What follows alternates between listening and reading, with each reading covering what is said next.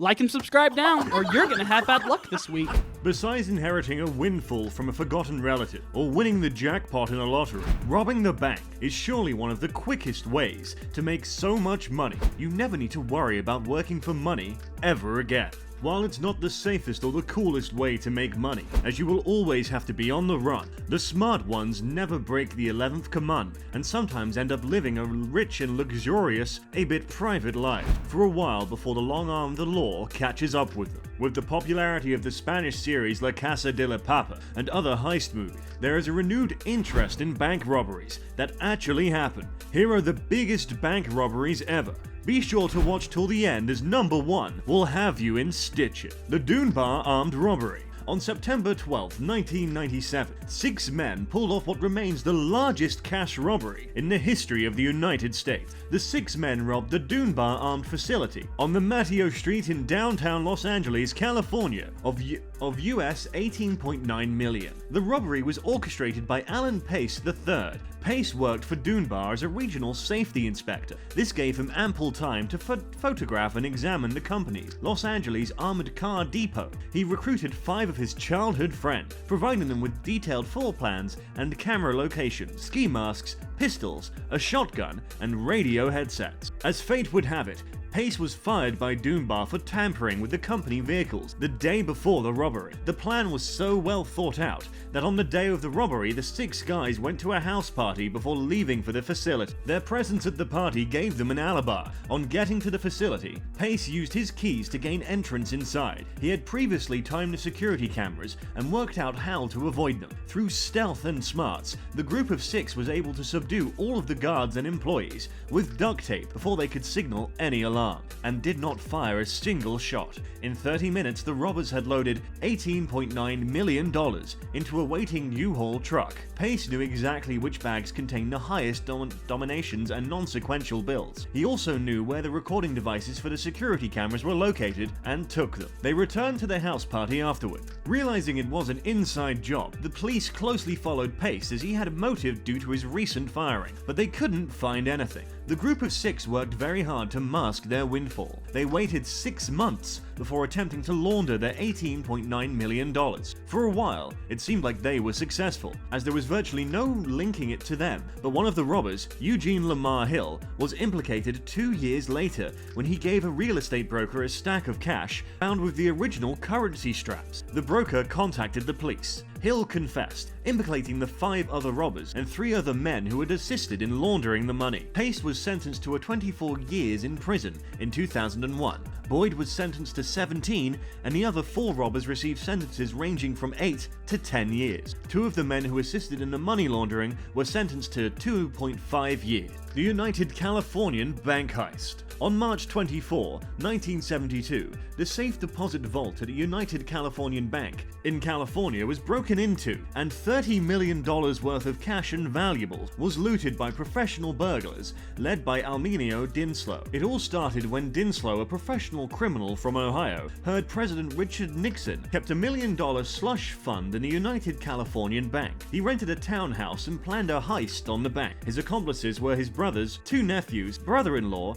and 2 alarm experts. Dinslow, who was the mastermind of the operation, worked closely with his brother, James, who is an explosive expert, designer, and maker of burglary tools. His brother-in-law, Charles Mulligan, was the driver and lookout man. The inclusion of Phil Christopher and Charles Brokaw was forced upon Dinslow by his informer. Dinslow reluctantly took Brokaw along as muscle only. He helped inside the vault to bust open the safety deposit box. Christopher played a key role in disarming the alarm. The total value stolen was estimated at nearly $30 million. The gang gained entry to the vault by using dynamite to blast a hole in its reinforced concrete roof. The burglary was perfectly executed, but their greed got the better of them, as they perpetrated a similar crime back in Ohio a few months later. The FBI was able to link the 2 burglaries, trace released their transportation records, which revealed the 5 of the gang members had traveled to California on a single flight using their own name. Another man, James Dinso, had arrived in California a day before the crime. The townhouse rented by Dinso and used as a conversion point for the group was also discovered. A search initially found nothing until the dishwasher was checked. Burglars had forgotten to run the dishwater before returning to Ohio, and they recovered fingerprints permitted to federal arrest warrants to be made. This led to the arrest and conviction of all the burglars, along with recovering most of the loot as well. The British Bank of the Middle East robbery. On January 20th, 1976, when Lebanon had been in a civil war for about 8 months, a group of robbers associated with Yasser Arafat's Palestinian Liberation Organization decided to turn the chaos to their advantage, in one of the most brazen robberies of all time, devoid of any stealth or cunning. This group literally blasted through the bank's walls through a Catholic church next door. They hired a Corsair locksmith to bust open the vault and gain access to the safety deposit box. What made this heist even more unbelievable is that the operation actually went on unnoticed for an entire week, largely due to the war going on outside of its doors, with all the time in the world. The robbers plundered up to $50 million in cash, gold bars, jewels, stocks, and other valuable. There have been allegations that the mastermind was Ali Hassan Salim, the same man who plotted the attack on the Israeli athletes in the 1972 Munich Olympics. He would later be assassinated by Israeli Mossad agents with a car bomb in 1979. The Northern Bank Robbery. On December 20th, 2004, in the headquarters of Northern Bank on Dodgeball Square West in Belfast, Northern Ireland, an armed gang stole a total of £26.5 million, mostly in unused pounds sterling banknotes. This was one of the largest bank robberies in the history of the United Kingdom. The robbers had previously taken the families of 2 bank officials hostage to ensure their cooperation. The UK government and Ireland police all claim that the robbery was perpetrated by the Provincial Irish Republic, the IRA, although this was denied by the IRA and their leadership. In 2005, the police forces in both Northern Ireland and the Republic of Ireland made arrests and carried out house searches. A sum of £2.3 million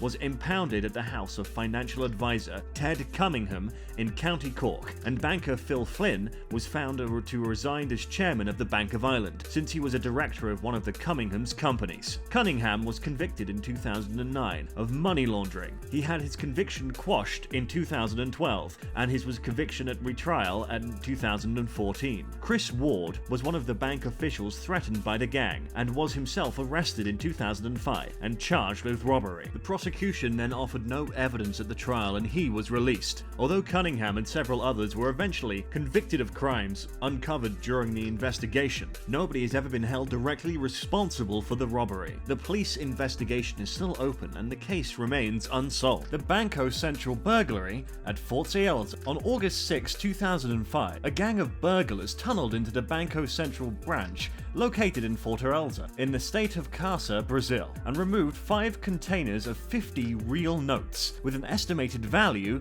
of $164,755,150 real dollars. That is about $71.6 million US dollars at the 2005 exchange rate. This burglary will go down in history as one of the most creative and well-planned heists. The robbers began by renting a commercial property in the center of the city 3 months before the burglary, then proceeded to dig a 256 feet tunnel beneath 2 city blocks to a position beneath the bank. The tunnel was well constructed and lined with wood and plastic. It also had its own lighting and air conditioning. Talk about robbing in comfort. To divert attention, they set up a fake landscaping business, claiming they had sold both natural and artificial grass, as well as plants. So it was not strange to see van loads of soil being removed daily, as it was generally assumed to be a normal activity for the business. On the final weekend, the gang broke through the 3.6 feet of steel reinforced concrete to enter the bank vault. The gang managed to evade or disable the bank's internal alarms and sensors, and the robbery remained undiscovered until the bank vault was opened for business the following Monday.